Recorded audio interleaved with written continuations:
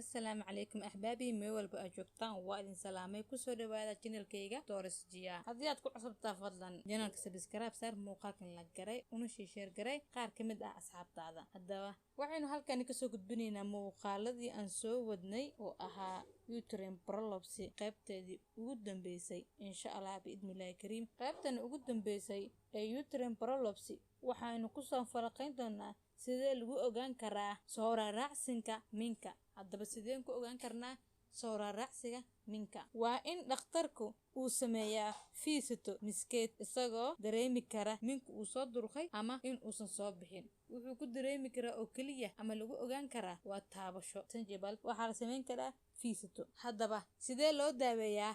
raacsiga ama raacsiminka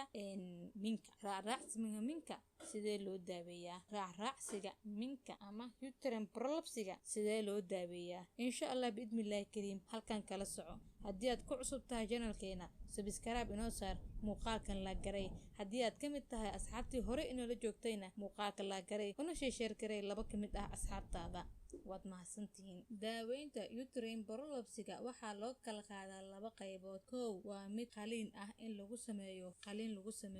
uterine-ka mid kalena waa in qaliin lagu sameeyay laakiin iyaduna waxay ku xiran tahay heerka uu gaarsiisan yahay raacsinka minka daaweynta aan qaliinka ahayn waxaa kamid ah in la sameeyo jimicsiga loo yaqaano exercise kegel labo qalab ka samaysan cinjir oo lagu taageero minka surkiisa si loogu celiyo gadaal ama si uu soo bixin ayaa lagu riixaa gadaal saddex haweenka dhalmadaysta ah waa in la siiyaa hormoon maadaama uu ka maqan yahay hormoonkii aan kor ku soo xusnay daaweynta qaliinka ah kow saarida minka waxaa la sameeyaa markii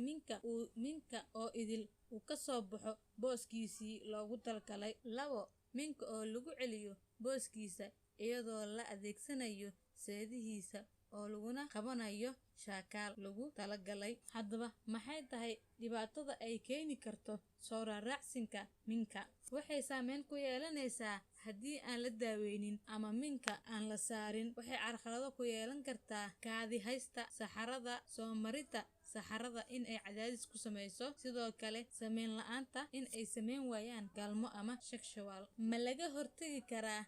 raacsinka minka waxaa jiro dhowr tilmaamo oo haddii aad sameyso iska yareyn karto cudurkani oo loo yaqaano uterine prolapse kow culayskaaga xakamey labo sameey jimicsiga joogtada ah ee kegel exercise saddex cuno isku dheelitiran afar jooji sigaarka iyo muqaadaraadka waxyaabaha la midka ah shan haddii aad dhalmo goysay isticmaal daawooyinka lagu badiyo hormoonada lix qaadin culays xad dhaaf ah todobo haddii aad leedahay qufac joogto ah iska daawey waad ku maasan tahay daawashada muuqaalkani fadlan haddii aad ku cusub tahay channelka subscribe inoo saar haddii aad kamid tahay asxaabtii hore noola joogtayna muuqaalka la garay una share garay qaar kamid ah